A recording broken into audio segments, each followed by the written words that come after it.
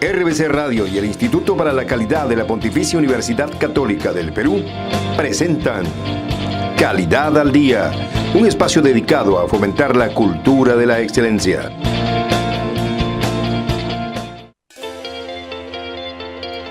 Hola, ¿cómo están? Muy buenas tardes. Comienza un miércoles más, Calidad al Día, el programa de radio del Instituto para la Calidad de la Pontificia Universidad Católica del Perú. Gracias por estar con nosotros aquí en RBC en los 104.7. Gracias por acompañarnos. Bien, vamos de frente al tema. ¿Qué ocurre cuando uno tiene un proyecto de envergadura y necesita gerenciarlo? Pero además necesita gerenciarlo bien. O sea, bien no solamente en términos de los objetivos empresariales, en los objetivos del proyecto, sino también que tenga un contenido transversal, el componente ético, por ejemplo, y que además de ello se obtengan resultados interesantes para los accionistas y todos los que estén involucrados en un proyecto. Bueno, eso es lo que hace PMI, Project Management Institute. Nosotros ya hemos conversado en otra ocasión con quien iba a ser en ese momento su presidente, estaba en carrera, digamos, y hoy ya está con nosotros, hace 4 meses que está al frente de PMI en su capítulo peruano. Él es Manuel Ortiz de Ceballos y está con nosotros para hablar de PMI y de los proyectos que tienen entre manos. Bienvenido, Manuel, gracias por acompañarnos. Gracias, muchas gracias, Carlos. Estoy muy a gusto de estar aquí nuevamente con ustedes en Calidad al Día, así que estoy abierto a responder cualquier pregunta que tengamos. Bienvenido, Manuel, como siempre. No sé si he exagerado cuando le he dado ese tono gerencial a un proyecto, Manuel. No, tienes toda la absoluta razón. Los proyectos nacen de ideas y esencialmente deben estas ser bien administradas para llegar a entregar el beneficio y la calidad que busca quien la necesita, quien la ha creado, ¿de acuerdo? En gestión de proyectos, nosotros nos encargamos, como bien dijiste, de hacer que las cosas sucedan para que el objetivo inicialmente buscado se dé en el tiempo, se dé con la calidad necesaria. Entiendo. Las variables, ¿no? Efectivamente. Ahora, no todos los proyectos son iguales y no todos son de la misma envergadura. ¿Tú dirías que quienes forman parte del capítulo que tú presides en PMI, qué piensan cuando hablan de proyectos? ¿En qué están metidos cuando hablan de proyectos? Nosotros, en el capítulo, hoy ya somos más de 1.700 asociados, bien grande. Somos un montón. Así es. Sí, muy variopinto en el sentido profesional. Tenemos personas que manejan proyectos de informática, de acuerdo, megaproyectos, personas que manejan proyectos de infraestructura, pero también tenemos profesionales en leyes, abogados, que también les sirve las disciplinas de gestión de proyectos. ¿Proyectos sociales, Manuel? También son hábiles, esencialmente porque los proyectos sociales requieren organización de recursos. Así es. Y cuando tenemos recursos limitados para atender a una necesidad puntual como la social, debemos de manejarlos adecuadamente, ¿no? ¿Qué piensan los asociados y los gerentes de proyectos de una institución como la nuestra? Esencialmente en mantener los requerimientos que se nos han expresado como una lista de necesidades y realizarlos y construirlos o formarlos en lo que el cliente visualizó. Entiendo. ¿De acuerdo? Dentro de los plazos, dentro de los costos, con la calidad esperada, sin que nada más se mueva en el alcance, aunque en este punto debo de ser enfático de que el cambio y el entorno es cambiante. Entiendo. Y esta es una de las grandes habilidades que tenemos en manejar los cambios. Habilidades, ¿no? Y al mismo tiempo uno de los grandes desafíos, ¿no es cierto? Efectivamente. ¿Por qué? Porque nada es estático hoy por hoy. Hoy menos que nunca, además. Menos que nunca. Mira lo que ha pasado con nuestro clima los últimos meses, ¿no? Así es. Que no nos lo esperábamos. Lo mencionas porque eso, para alguien que está dirigiendo un proyecto, es cambiar muy rápidamente buena parte de los objetivos, el camino hay que trazarlo de otra manera. Efectivamente, como dicen en el argot futbolístico, hay que tener cintura para manejar proyectos y tenemos que ver que incluso un poco más allá de lo evidente, hacemos algo que le llamamos nosotros técnicamente el análisis de los riesgos. Yeah. Nos permite prever potenciales problemas en los proyectos.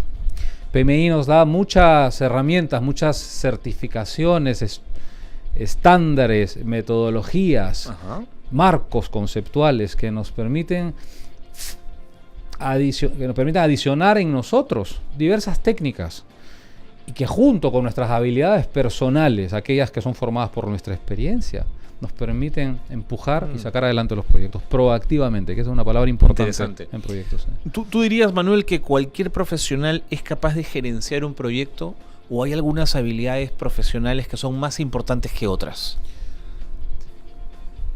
Buena pregunta. Yo creo que así como se dice el líder se hace o se nace, al gerente de proyectos, al gestor de proyectos, hay que formarlo.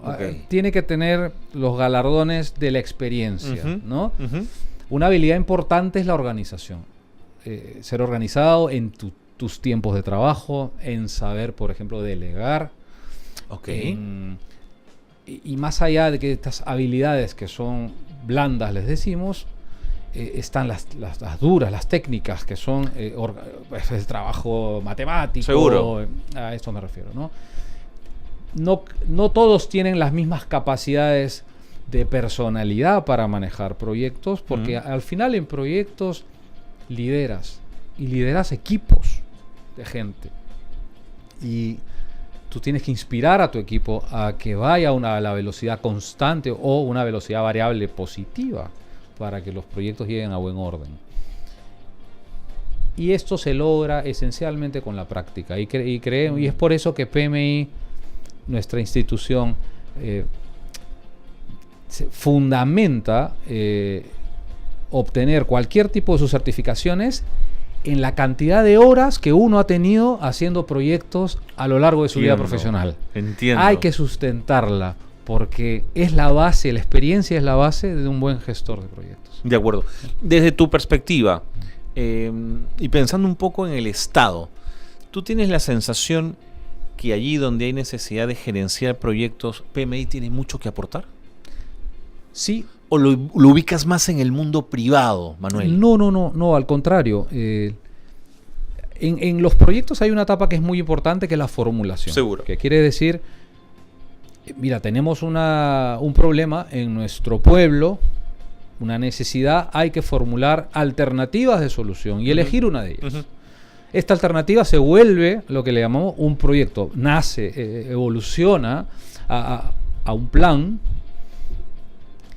Y luego este plan hay que gestionarlo. Este plan involucra dinero, personas, máquinas, lo necesario para construir el proyecto. Y en el Estado esto es del día a día. Y PMI puede aportar a los proyectos del Estado, así como las organizaciones privadas, sin ningún inconveniente. Tiene todas las herramientas para eso. ¿Te parece que en los términos de referencia de los proyectos que el Estado pueda emprender, solicitar la certificación, por ejemplo, de un gestor de proyectos del nivel de PMI sería un aporte importante? ¿Podría marcar la diferencia? Por supuesto, claro que sí. Los certificados en nuestros estándares institucionales, que son estándares globalmente reconocidos, las buenas prácticas son mundiales, ¿no? Sí agregaría mucho valor tener un profesional certificado en cada proyecto de que el Estado de cierta envergadura. ¿Por qué? Porque le va a agregar protocolo, orden, sentido ético. Nuestra profesión tiene un código de ética muy respetable. Nosotros siempre estamos muy afectos a ello. Sí agregaría mucho valor, esa es la respuesta. Me he quedado pensando en el proyecto de ley que se ha discutido hace poco en el Pleno del Congreso de la República, enviado por el Ejecutivo, que está ligado al tema de la reconstrucción. Y pensaba, digamos, al ver cómo en la necesidad de ir más rápido, algunos controles son dejados de lado, se ceden un poco en los controles, estos son casi a la par que el proyecto avanza, ya no son posteriores a este, incluso a Contraloría se le quita en algún momento que en el Congreso han objetado esa parte, se le quitaba alguna capacidad de control posterior. Quería preguntarte por eso, ¿te imaginas que en esa norma pudiésemos tener gerentes o gestores de proyectos certificados? Sí, por supuesto. agregaría mucho valor. Nosotros tenemos mucho expertise en los puntos de control. Cada proyecto nosotros lo estructuramos, por así decirlo, mentalmente en bloques de gestión. Y estos bloques los tenemos adecuadamente controlados en sus variables más importantes: alcance, en el costo, en el tiempo del proyecto. Todo enmarcado en el grado de calidad esperado finalmente. Sin una adecuada supervisión o control, los proyectos muchas veces terminan siendo puentes que pueden no durar mucho tiempo. Te entiendo perfectamente. O esencialmente, muchas veces nos ponemos a pensar qué estuvo mal. Y desde mi punto de vista, la parte preliminar de formulación del estudio, de la estructuración de un proyecto, es decir, ¿por qué el puente estuvo aquí puesto, sabiendo que aguas arriba puede haber? Así es. ¿No? Ahí empieza toda la esencia. Ya el gestor de proyecto lo que hace es materializa la alternativa, la gestiona, la controla y la lleva a su fin. ¿Me entendiste? Sí, ¿Te gracias. parece útil que los niveles de control, que las auditorías acompañen a los proyectos o sean posterior a esta? Deben de acompañarla en cortes, mi opinión, en cortes. Hasta ¿no? cierto punto auditamos. Ciertos cortes vamos a ver. Porque si se hace, a mi parecer, si se hace constante y diario puede ocasionar quizá un sentido de paralización buen punto. de la velocidad de un proyecto, porque puede distraer al equipo. Sin embargo, sí hay que hacerlo, no lo dudo.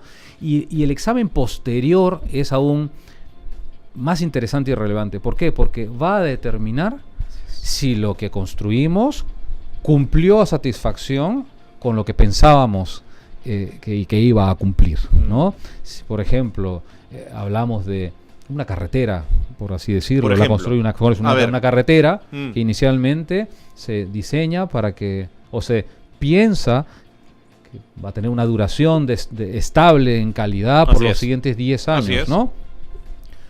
Pasan 5 años, se va uno a la carretera y la encuentra llena de huecos. Entonces, ¿qué pasó? Algo no se hizo bien en el proceso. Bueno, el problema está hecho, desgraciadamente. Pero lo más importante es que tenemos que aprender de los errores. Y a esto le llamamos lecciones aprendidas en PMI. Es una de las tácticas que usamos con mucha frecuencia. Grabamos todo lo que pasó, bueno o malo, queda en el proyecto y servirá de lección aprendida para los siguientes proyectos. Y creo que en el Estado, hoy, las diferentes entidades o entidades de gobierno, como agricultura, telecomunicaciones, etcétera, realizan proyectos con frecuencia, pero no existe un trasvase de experiencias entre los ministerios. Creo que... perdóneme, Manuel, claro. El personal que ha trabajado en proyectos un día está y el día siguiente ya no está, y toda esa experiencia se ha perdido. Se va, efectivamente. Y lo mismo pasa en las empresas. El personal entra, se va y no deja en muchos casos un know-how, se llevan el know-how. Y eso es terrible, porque al final, si tenemos que volver a hacer un puente, ¿por qué no miramos en la librería a ver, oye, puentes de este tipo que construimos, ¿cuáles han sido las variables que más peligrosas, ¿no? que debimos haber revisado con anticipo? Te entiendo. A eso voy. Ahora, Manuel, un gestor de proyectos que no está desde la formulación de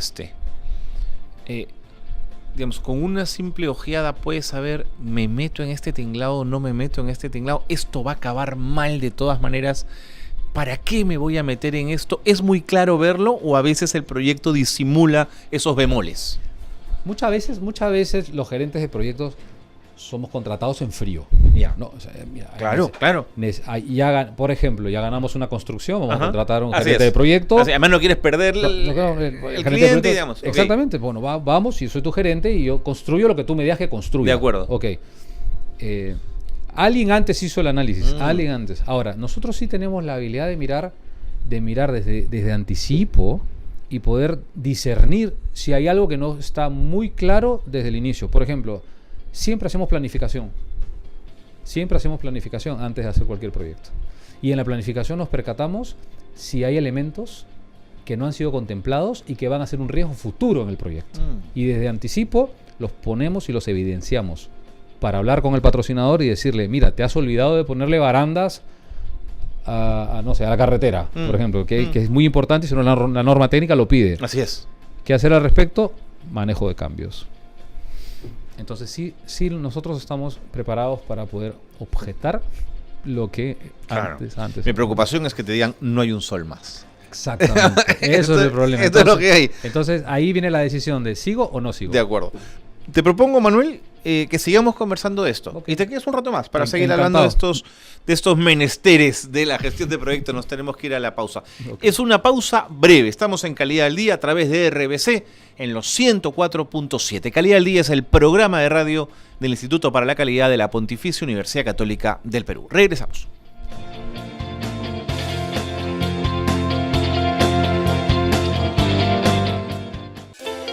Ya volvemos con Calidad al Día.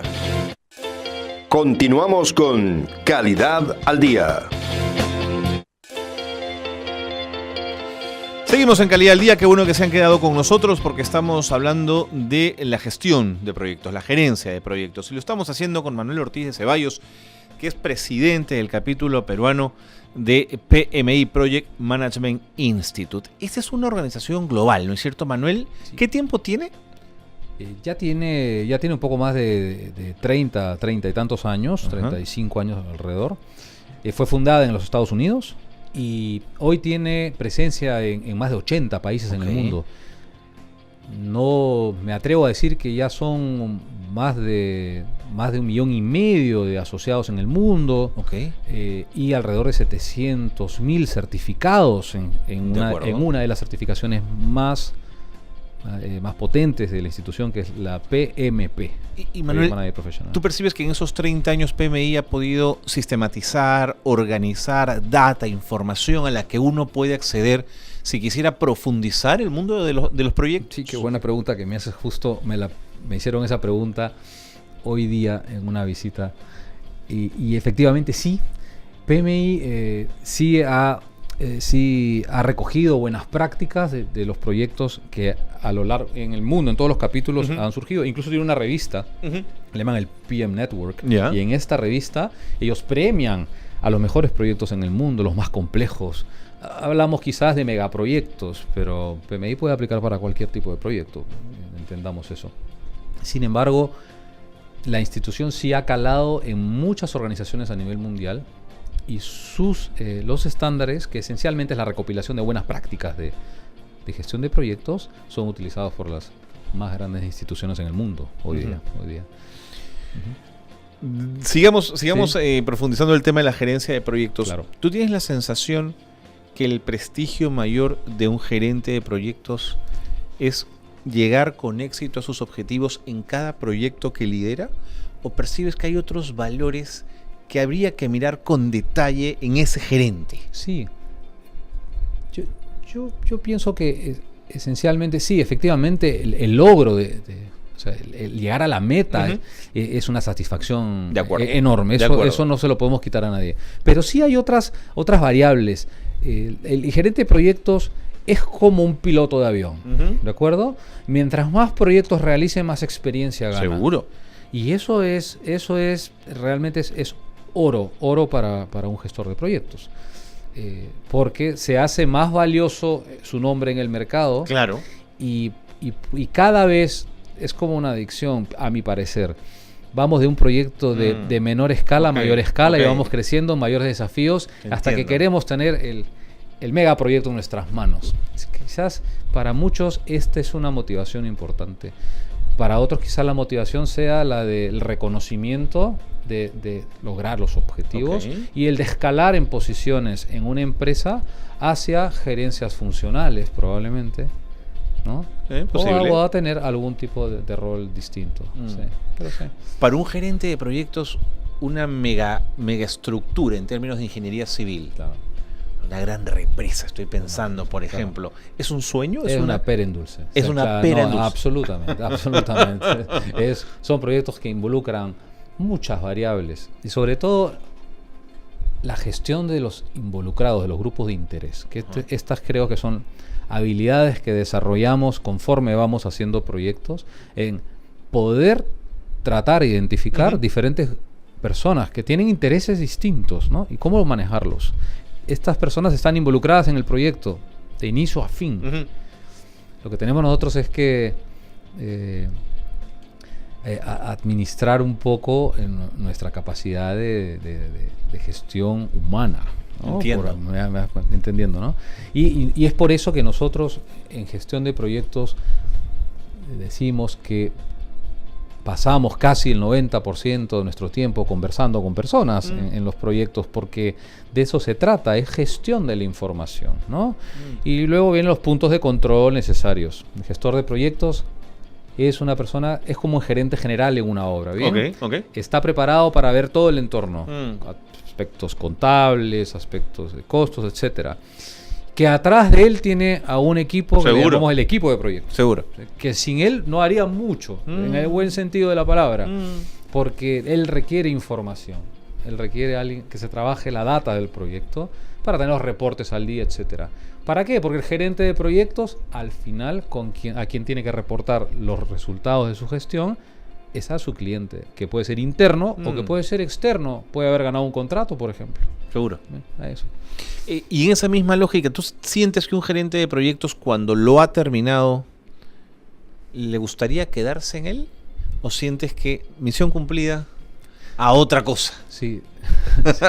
No, dicen que ser gestor de proyectos es muy mercenario, ¿no? Lo he escuchado a varios amigos que me lo dicen. Y efectivamente, porque cuando nosotros acabamos un proyecto, lo cerramos. Y lo cerramos quiere decir, aquí acabó el proyecto y yo no sé operar una planta de harina de pescado. Pues yo no soy un gerente de harinas de pescado, no soy... Pero le he construido, digamos. Le he construido. La conozco al dedillo. Es mi bebé. Además. Es mi bebé, ¿no? Pero no he visto casos en que un gerente de proyecto al final pues haya quedado como el gerente general. Difícil, dirías tú. Difícil porque son skills útiles para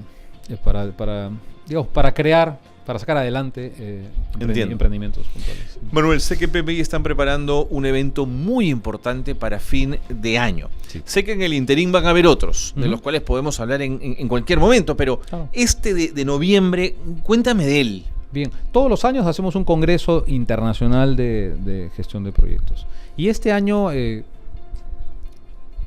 pensé que, y juntamente con mis amigos de la junta directiva de PMI, pensamos que queríamos hacer un pequeño cambio, es un poco unir a la academia, a la parte de investigación y este año lo vamos a realizar en ESAN, en la Escuela de Negocios. Ellos están construyendo un auditorio A1 excelente y que va a poder albergar a la cantidad de gente que esperamos tener en este evento. Se va a realizar el 24 y 25 de noviembre. 24 es viernes y 25 sábado, lo haremos hasta la 1 de la tarde el evento. Entiendo. Y vamos a tener alrededor de unos 20 expositores de diferentes disciplinas. Sostenibilidad va a ser el tema esencial de nuestro proyecto, el marco sostenible para los proyectos que gobierna los proyectos. Es un súper buen punto. Y vamos a tratar temas desde la estructuración de proyectos. Pasaremos por el networking, que es una habilidad importante para gestores de proyectos, cómo relacionarte con las personas. Y iremos en el camino hablando de aspectos de mejoras técnicas, de inversiones en el país, del futuro de los gerentes de proyectos, del recurso humano. Vamos a tener personas de habla de recursos humanos ahí. Y todo esto para colocar un granito más de conocimiento en nuestros asociados. ¿Cuánta gente esperan convocar para un evento como este? La capacidad del evento es de 1.500 personas. Eso es muy grande, Manuela. Es bastante grande, sí. Creemos que vamos a tener una acogida bastante importante. Estamos haciendo cambios esenciales en la forma como los últimos 10 años hemos hecho los congresos. ¿Eso qué significa? Por ejemplo, los almuerzos, ¿no? Los almuerzos nos tomaban casi 2 horas de espacio y ahora queremos aprovechar las 2 horas en tener material, tener personas hablando y vamos a hacer un protocolo tipo snacks, ¿no? Okay. Casi una feria, va a ser algo muy Interesante. alegre. Vamos a fomentar mucho networking porque esto es importante para nosotros como gestores de proyectos, relacionarnos con nuestros pares y poder compartir experiencias. En adición, estamos trayendo invitados del exterior, gente que ha participado en otros capítulos de PMI, investigadores. Interesante. Le agrega mucho valor de conocimiento. Estamos contentos. Me he quedado pensando, Manuel, cuando has hablado de la academia. ¿Percibes que la academia recién mira la gerencia de proyectos, recién se aproxima a este campo o hace mucho tiempo que están trabajando activamente? Ya hace bastantes años las escuelas de negocio y otras universidades, más del tema académico, han empezado a ver en la gestión de proyectos, por decirlo en castellano, no project manager, la gestión de proyectos, un valor agregado y ya está puesto en las currículas de las mayorías de las escuelas. Inclusive hay maestrías de dirección de proyectos esencialmente enfocadas para esto. Eso es muy interesante. Tenemos desde diplomados, cursos pequeños, cursos para especialistas, gestión de proyectos. Yo diría que en el Instituto para la Calidad el tema de la gestión de proyectos está muy claro, pero bien. no lo imaginaba a nivel de maestrías también. Existe a ese nivel. Incluso no me temería, y quizás no acá, pero en el mundo, hablar hasta de potenciales doctorados de gestión de proyectos. Ya la gestión de proyectos, en mi opinión, debe ser considerada como una profesión aquí. Es tan amplia y tan versátil. Es como hacer un MBA de mucho conocimiento que lo aplicas para eventos puntuales, ¿no? Para proyectos, para construir, para gestionar. Así que yo veo con mucha gratitud y sigue creciendo el mercado peruano en formar y en personas que entran y se forman anualmente en gestión de proyectos. Cientos de personas son egresadas de las escuelas con diplomados, con maestrías, con cursos dentro de sus maestrías MBAs que están relacionados a la gestión de proyectos. Calidad, gestión de recursos humanos, costos, compras, gestión de riesgos. Mira qué importante. ¿Cuántas disciplinas? ¿Bien? Manuel, me están indicando que tenemos que ponerle punto final a esta conversación, pero quiero pedirte en 30 segundos algo que de alguna manera has insinuado, pero quisiera cerrar la nota, la entrevista contigo hablando del componente ético de un gestor de proyectos. Debemos poner el énfasis allí. Es una palabra, yo sé, muy manida, muy mal usada, pero desde tu perspectiva, este componente, ¿cuán importante puede ser? Sumamente importante. Hablamos del comportamiento correcto de las personas. Ética puede ser muy amplio, me parece el concepto, pero yo lo definiría como el comportamiento correcto ante las diversas situaciones en las que se nos presentan. Y todo va a proveer de la formación que les demos a nuestros hijos. Absolutamente. Y de ahí parte todo, ¿no? Así que, papá, a preocuparnos, ¿no? Manuel, muchas gracias. Muy bien, gracias. Y vente a final de año, si es posible, para conversar del evento de finales de noviembre y poder hablar un poquito de los invitados que se han animado a ser parte de este evento. Muchas gracias, Manuel. Muchas gracias, Carlos, a ustedes. Manuel Ortiz de Ceballos ha estado con nosotros. Él es presidente del capítulo peruano de PMI, Project Management Institute. Y ya lo han oído ustedes. Se viene un evento, va a ser en noviembre y hablaremos de él durante el año. Pausa y seguimos con más en Calidad al Día.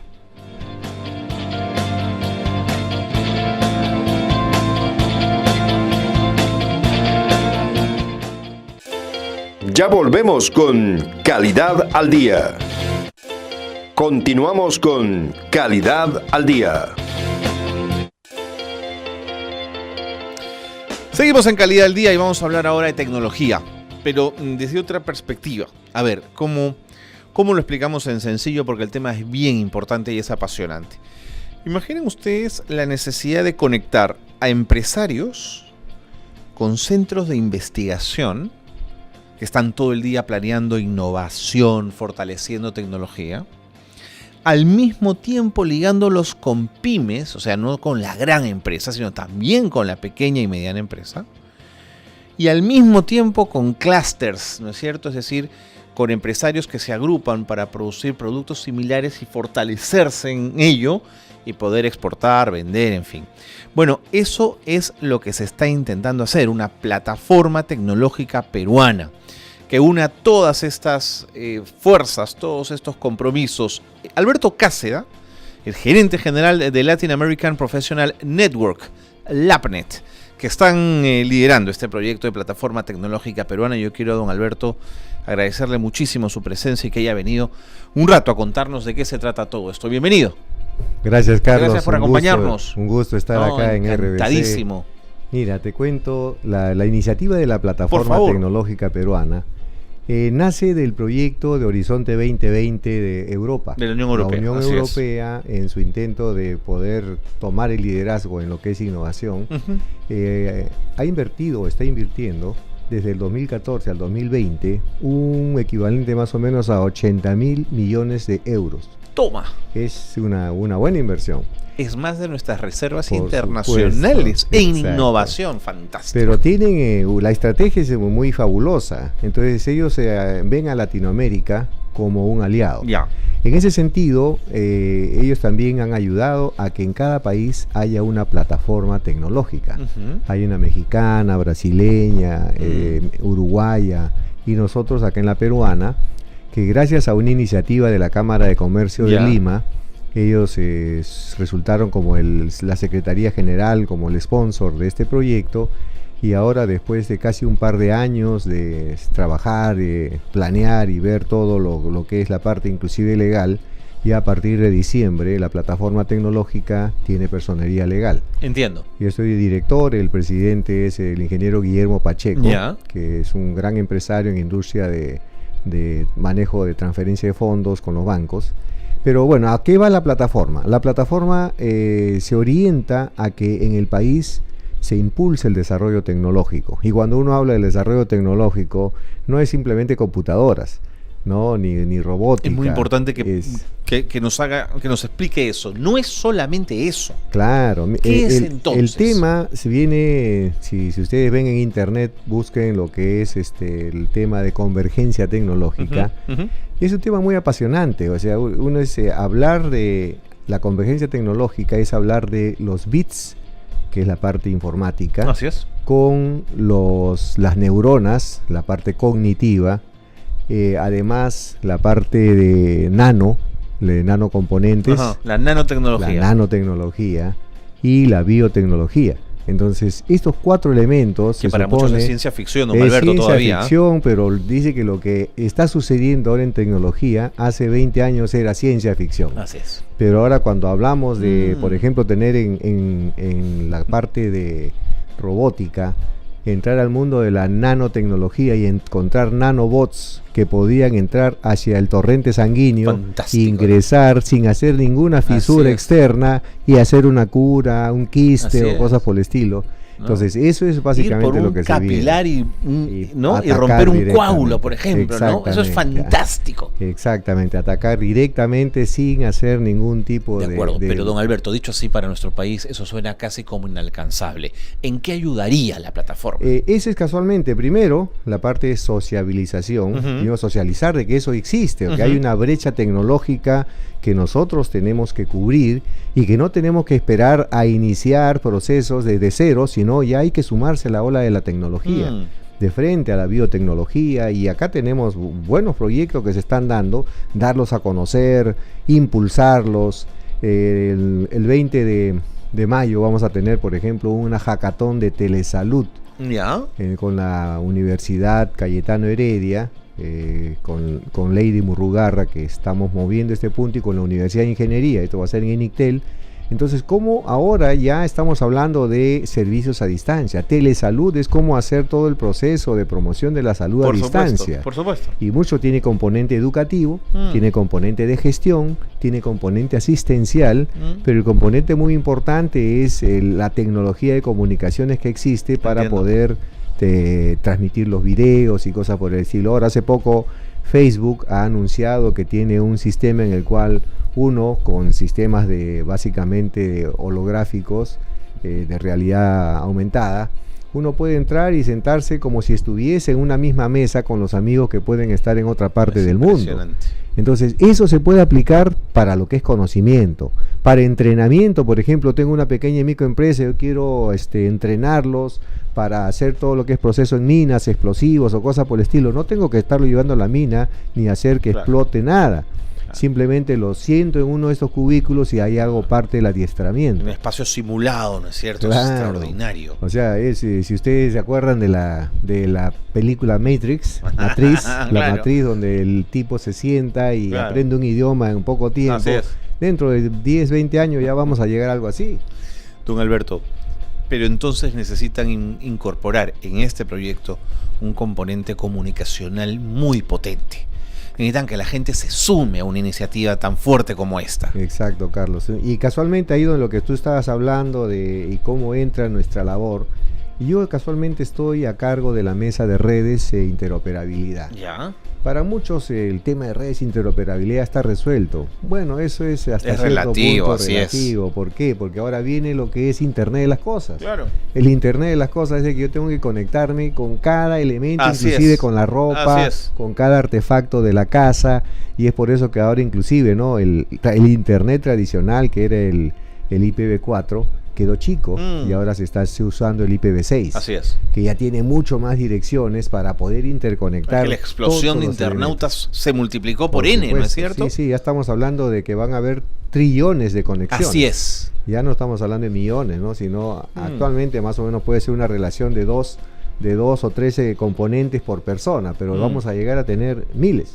Don Alberto, y en todo este esfuerzo, en los últimos años he visto de forma muy auspiciosa el rol que ha estado jugando el CONCITEC.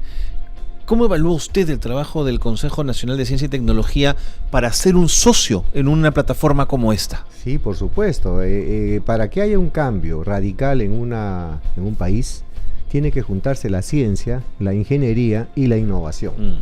O sea, los tres van de la mano. Ahora, ¿cuál va primero? Es según la oportunidad. Entiendo. Porque, por ejemplo, Corea empezó primero con producción, a la mano, a la par empezó con su sistema de ciencia y tecnología. Claro, fueron aprendiendo, ¿no es cierto? Aprendiendo, claro. Pero mientras iban vendiendo cosas, digamos, por supuesto, claro. Yo no me puedo esperar a primero hacer el paso 1, investigar y luego hacer el paso 2. Así es. Presumo que China hizo lo mismo. Por supuesto, y Japón también empezó copiando y en la copia dijo, ¿y ahora cómo mejoramos? Así es. Y ahí entraron los científicos a ver cómo mejoraban, pero ya estaban vendiendo. Y un apoyo tremendo del gobierno, y lo que empezaron fueron con los agricultores, ¿no? Y el gobierno le dijo, bueno, Japón se va a dedicar a lo que es agricultura y su producto principal va a ser el arroz. Nosotros se lo vamos a comprar más del precio del mercado. Pero lo que estaba haciendo era afinar la industria, afinar proveedores, inyectar capital, porque los agricultores necesitaban pues consumo, bienes de consumo. Entonces eso que empezó a mover una industria. Cuando ya la empezó a mover, ya lógicamente ya tenía cierta competitividad y empezaron a trabajar ahora con las famosas copias. De acuerdo. Pero ellos dieron una ley, dice, la gente puede copiar, pero en 5 años tienen que tener elemento diferencial. De acuerdo. Don Alberto, sin embargo, usted me corregirá si me equivoco, tengo la sensación que si el Estado a través del CONCITEC hace su parte, hay una parte importantísima que le toca al empresariado privado. Pero tiende a no mirar la inversión en investigación y en innovación porque el retorno es muy lejano, porque tiene la sensación que la apuesta por la innovación y por la tecnología puede ser a fondo perdido. ¿Es esta una mirada válida o usted la cuestionaría, don Alberto? No, yo creo que la inversión en todo lo que es la parte de desarrollo siempre es buena. Ajá. Lo que sí tiene que haber una supervisión, buen monitoreo y la corrección inmediata de lo que esté pasando. Yo hace unos años que hice la maestría de negocios en ESAN, me acuerdo siempre de un profesor que decía, tenemos que tener organizaciones sensibles de respuesta rápida. Ok.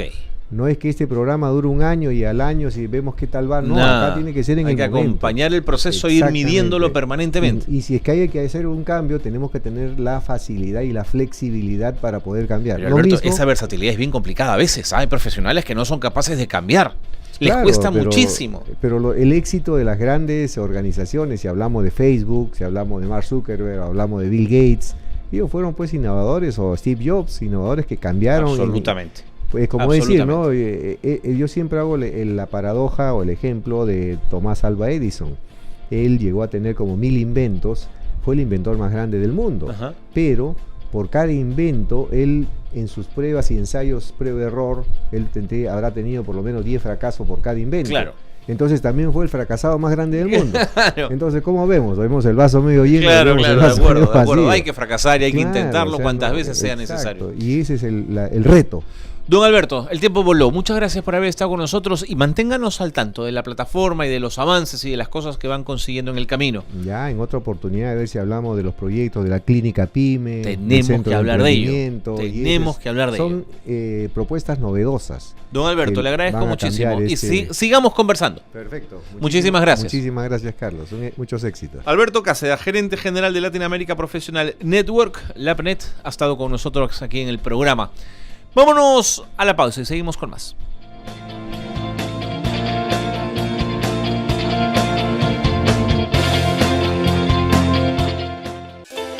Ya volvemos con Calidad al Día. Continuamos con Calidad al Día. Seguimos en Calidad al Día y este tema del que nos vamos a ocupar ahora, no por ser el último del programa, es menos importante. Existe una Comisión Nacional contra la Biopiratería.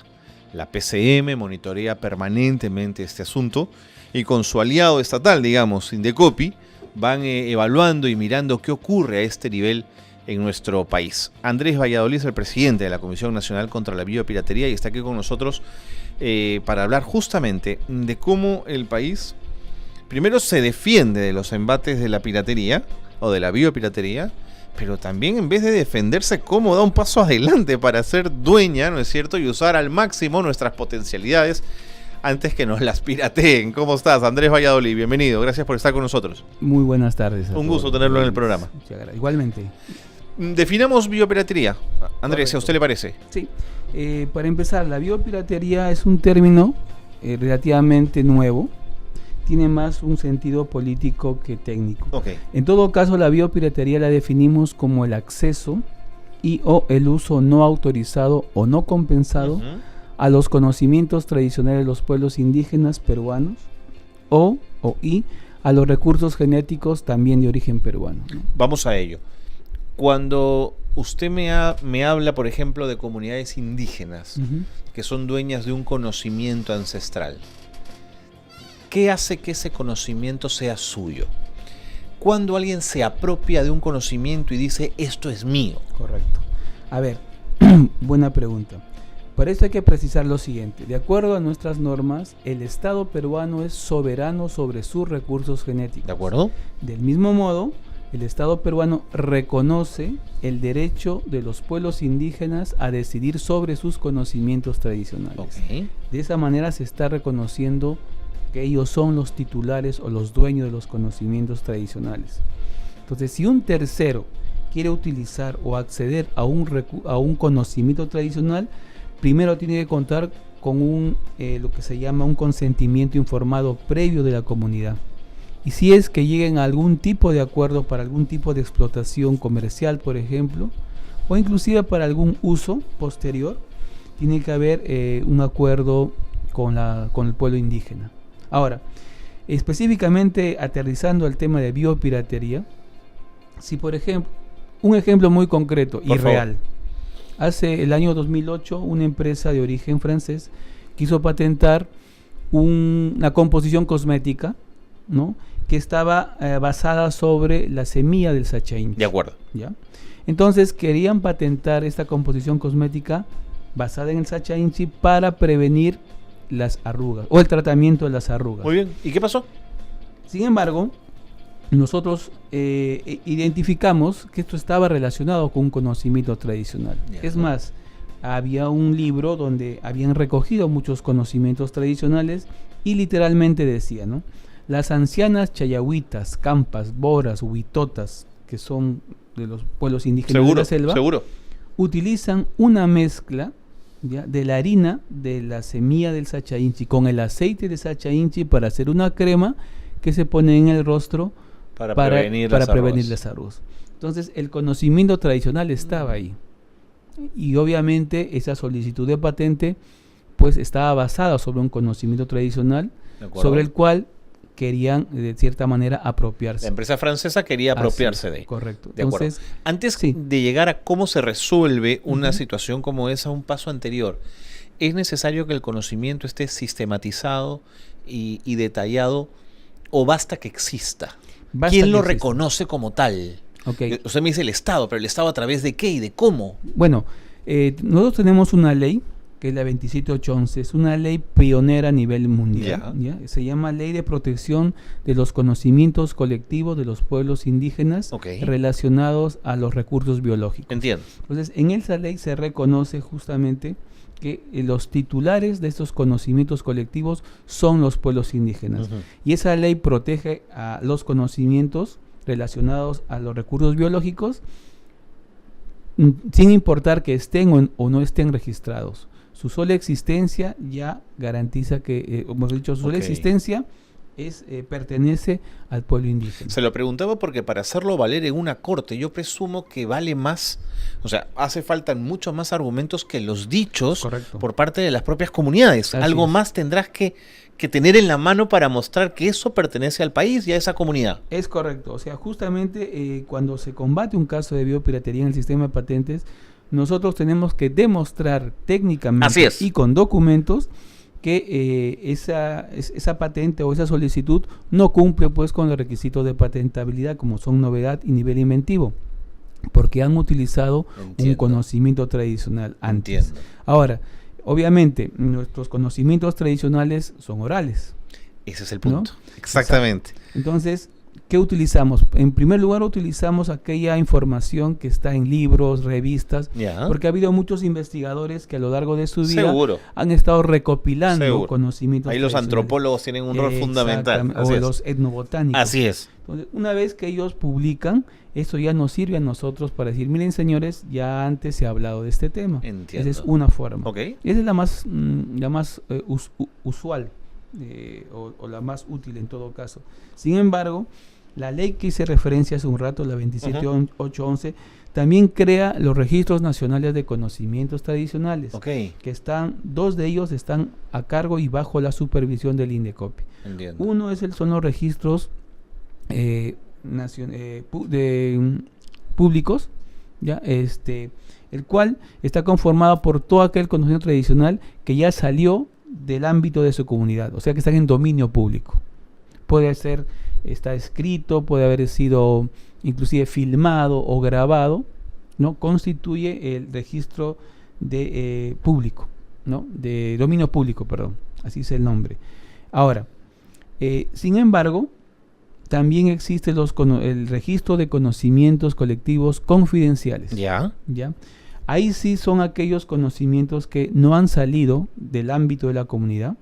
Entonces, es la propia comunidad, o mejor dicho, la organización representativa de la comunidad, quien presenta ante el INDECOPI una solicitud de registro. Entiendo. El INDECOPI evalúa y si determina que efectivamente es algo nuevo, que solamente está conocido en esa comunidad, se le da un título.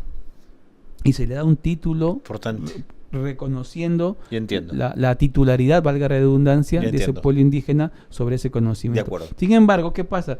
Si, por ejemplo, lo que ellos han presentado ya es conocido o lo conocen otras comunidades, otros pueblos, o ya ha sido, digamos, publicado, así es. Igualmente se les reconoce como titulares de un conocimiento, pero que está en dominio público, ¿no? De acuerdo. Ahora, en el caso de esta empresa francesa que usted tan claramente explicó, Andrés, ¿dónde se dirime una causa como esta? ¿En foros judiciales franceses, en tanto que es una empresa francesa, o hay una instancia supranacional que mira y revisa los temas de biopiratería? No, en realidad simplemente nosotros seguimos las reglas de las oficinas de patentes. Es decir, si presentaron, en este caso, la solicitud de patente en Francia, nosotros dirigimos un informe técnico a la oficina de patentes de francesa, claro, observando ¿no? Esta solicitud, ¿no? Y obviamente solicitando que no sea concedida. Pero Andrés, ¿dónde está el criterio de justicia en tanto que una empresa de patentes, mejor dicho, una institución de patentes francesa podría favorecer los intereses de la empresa francesa? Ahorita este es un tema, en esa instancia es un tema netamente técnico. Ok. O sea, con las mismas normas y reglas del sistema de patentes, con esas mismas nosotros De acuerdo, nos movemos. procedemos, nos movemos, ¿no? Sin embargo, ha habido casos, por ejemplo, como también el caso del Sacha Inchi, donde no solamente nos hemos quedado en el tema de presentar una oposición, sino hemos trabajado mucho en el tema mediático, ¿no? Así, dando entrevistas, hablando el tema en diferentes foros. O sea, hay una batalla que se disputa en los medios de comunicación. Exactamente, ¿no? Y que en el caso concreto del caso del Sacha Inchi, derivó en que en realidad eran dos empresas. Ya. Una de ellas, por ejemplo, al final retiró su patente. Okay. ¿Ya? Y es más, de una manera simbólica, retira la patente y se lo informa a nuestra Cancillería en Francia, ¿no? Como diciendo, ¿saben qué, señores? Retiramos a nuestra embajada, a la embajada peruana. Nuestra embajada del Perú en Francia. Ojo que la Comisión contra la Biopiratería somos 13 instituciones. Okay. La preside el Indecopi. Okay. Y una de las instituciones participantes es la Cancillería, que son por supuesto nuestros aliados estratégicos, por llamarlos así, para presentar las oposiciones en el extranjero, ¿no? De acuerdo. Siempre esto aparece por momentos, pero cuando aparece, los medios de comunicación locales venden el tema de la biopiratería, en el caso peruano, como de víctimas. Así es. Nos están robando, nos están quitando. ¿Esto es real? Es decir, hay una pretensión muy grande de empresas globales del mundo por nuestros conocimientos, o son casos muy aislados, muy puntuales, y que además, desde la comisión que usted preside, Andrés, está siendo acotado todo el tiempo cualquier intento de robo de lo nuestro? Bueno, esta es una tendencia no solamente relacionada con el Perú, sino es a nivel mundial. Entiendo, ok. Tanto es así que el año 2014 se ha ratificado el protocolo de Nagoya. Es una herramienta jurídica internacional vinculante en el cual el Perú ha ratificado. De acuerdo. Que justamente tiene como finalidad evitar y prevenir la biopiratería. Ok. Con eso un poco ya se traduce que la importancia que se le está dando en el mundo a este fenómeno. En el caso peruano, nosotros a la fecha hemos identificado 30 casos de biopiratería relacionados con conocimientos tradicionales y recursos biológicos en las oficinas de patentes del mundo, de las cuales de estas 30 se han resuelto favorablemente 18. Okay. Ahorita hay 7 que que hemos presentado oposiciones y estamos a la espera de los resultados de estas gestiones, ¿no?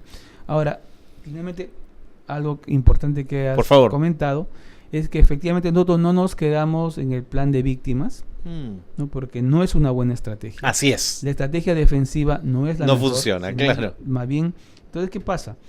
Como nosotros monitoreamos permanentemente las bases de datos del mundo que utilizan nuestros recursos, nos hemos dado cuenta pues que efectivamente la gran mayoría de casos de patentes no son biopiratas.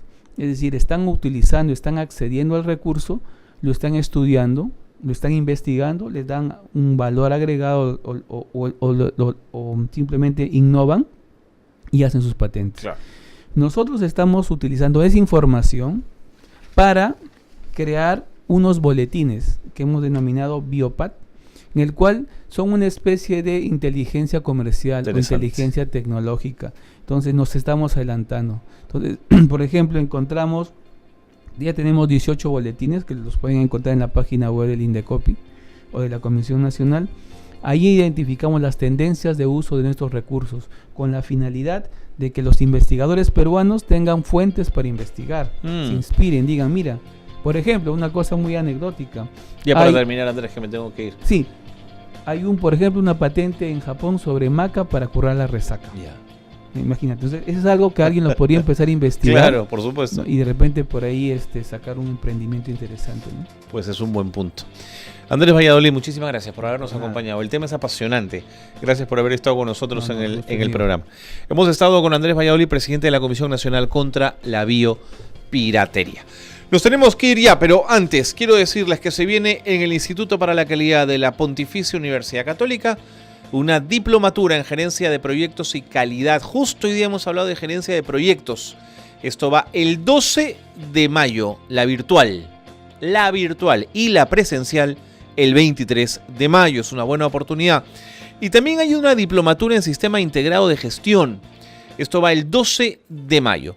La página web calidad.puc.edu.pe y los teléfonos el 626-2260, el número del Instituto para la Calidad, el número de teléfono del Instituto. Nos vamos. Galo Flores es el productor periodístico de Calidad del Día y Carlos Cornejo los acompaña en la conducción. Nos encontramos aquí en los 104.7 en RBC el próximo miércoles a las 4 de la tarde. Muy buenas tardes a todos.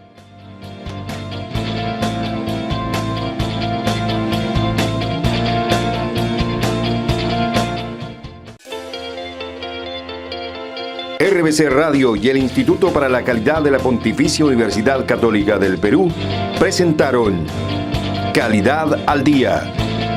Todos los miércoles de 4 a 5 de la tarde, aquí en su dial 104.7 FM.